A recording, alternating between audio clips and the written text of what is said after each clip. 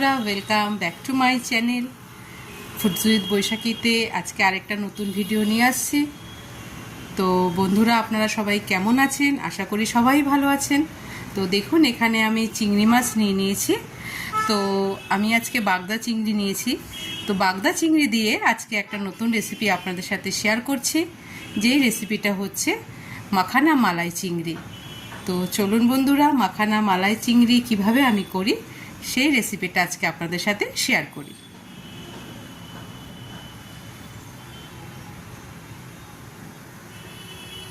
তো দেখুন, এখানে আমি মাখানা মালাই চিংড়ি বানাতে যে যে ইনগ্রেডিয়েন্টসগুলো লাগছে, এখানে আমি দুটো পেঁয়াজকে এভাবে পেস্ট করে নিয়েছি। হাফ চামচ আমি এখানে আদা রসুনের পেস্ট নিয়েছি। এখানে আমি 6-7টা কাজু আর মাখানাকে এইভাবে জলে আমি ভিজিয়ে রেখেছিলাম আধ ঘন্টা। আর এখানে আমি অর্ধেক টমেটো নিয়ে নিয়েছি। তো আমি এবার মাখানা আর কাজুটাকে একসাথে পেস্ট করব আর টমেটোটাকেও পেস্ট করে নেব। এখানে আমি দেখুন মাছের মধ্যে আমি নুন হলুদ দিয়ে দিয়েছি। এবার নুন হলুদ মাখিয়ে নেব। কড়াই বসিয়ে দিয়েছি। আপনারা চাইলে সাদা তেলেও করতে পারেন, কিন্তু আমি সরষের তেল দিয়ে বানাবো। তো কড়াইতে তেল ঢেলে দিচ্ছি। তো দেখুন, এখানে আমি তেল ঢেলে দিলাম। তেলটা এবার আমি গরম হতে দেব। মাছটা ততক্ষণ আমি নুন হলুদ দিয়ে ভালো করে মাখিয়ে নিই। চিংড়ি মাছ দিয়ে তো অনেক ধরনের প্রিপারেশন হয়, এই আইটেমটাও কিন্তু খেতে খুবই ভালো লাগে।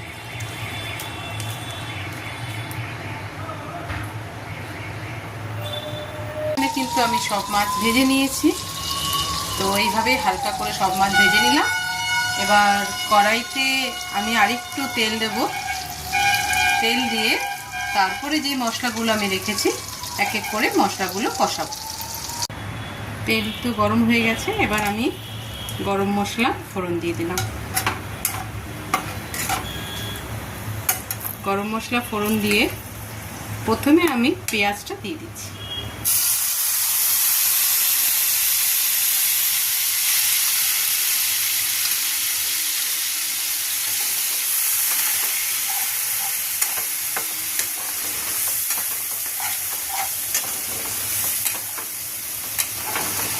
পেঁয়াজটা দেওয়ার পরে আমি 1-2 মিনিট নাড়াচাড়া করে নেব।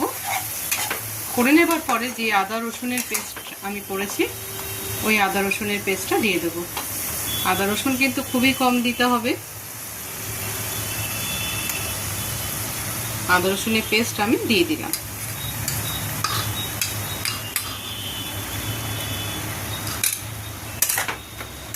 আর আদা রসুনের পেস্টটা দিয়ে একটু নাড়াচাড়া করে নিয়ে স্টিম কিন্তু আমি বাড়িয়ে দিলাম।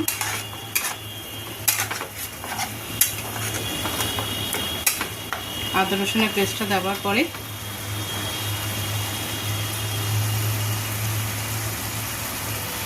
এবার এর মধ্যে টমেটো পেস্ট দিয়ে দিলাম।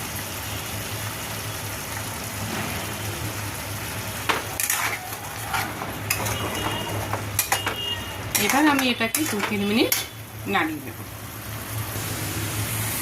দেখুন, এখানে তো প্রায় 3-4 মিনিটের মতো আমি মশলাগুলো কষিয়ে নিয়েছি, পেঁয়াজ আদা রসুন আর টমেটো। এবার আমি এর মধ্যে কিছু ড্রাই স্পাইসেস দেব, যেটা হচ্ছে কাশ্মীরি লঙ্কার গুঁড়ো আমি নিয়েছি ছোট চামচের 1 চামচ, হাফ চামচ আমি জিরের গুঁড়ো নিয়েছি, আর টেস্ট অনুযায়ী আমি এখানে লঙ্কার গুঁড়ো নিয়েছি। এবার এই মশলাটা আমি এবার দিয়ে দেব।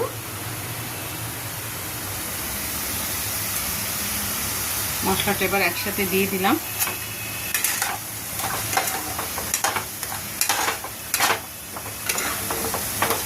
আমি কিন্তু এর মধ্যে জল দেব না।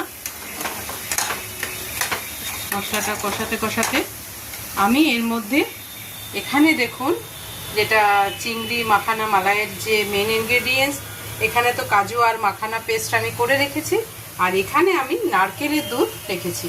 তো এটা দিয়েই কিন্তু আমি কষাবো। তো আমি এবার এর মধ্যে যে মাখানা আর কাজুর যে পেস্ট, এটাকে আমি দিয়ে দিই। স্টিম কিন্তু কমিয়ে নিয়েছি। এখানে মাখানা আর কাজুর পেস্টটা আমি দিয়ে দিলাম। দিয়ে আমি এবার এর মধ্যে একটু নারকেলের দুধ দিয়ে দিচ্ছি যাতে মশলাটা কষে। এইভাবে আমি এবার কিছুক্ষণ এই মশলাটাকে কিছুক্ষণ আমি কষিয়ে নেব।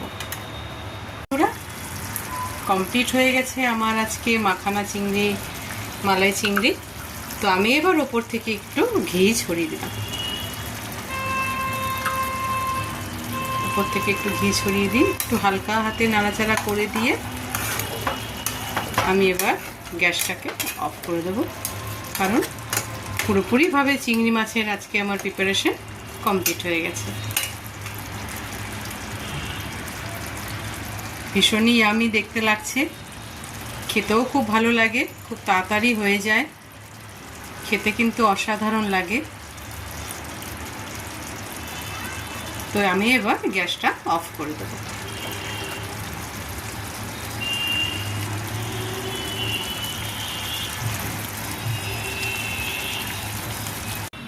তো আজকে বন্ধুরা দেখুন আমার মাখানা মালাই চিংড়ি পুরোপুরিভাবে কমপ্লিট হয়ে গেছে।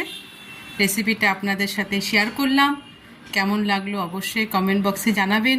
আপনাদের কমেন্ট পড়তে কিন্তু খুবই ভালো লাগে, একটা আলাদা ইন্সপিরেশন আসে।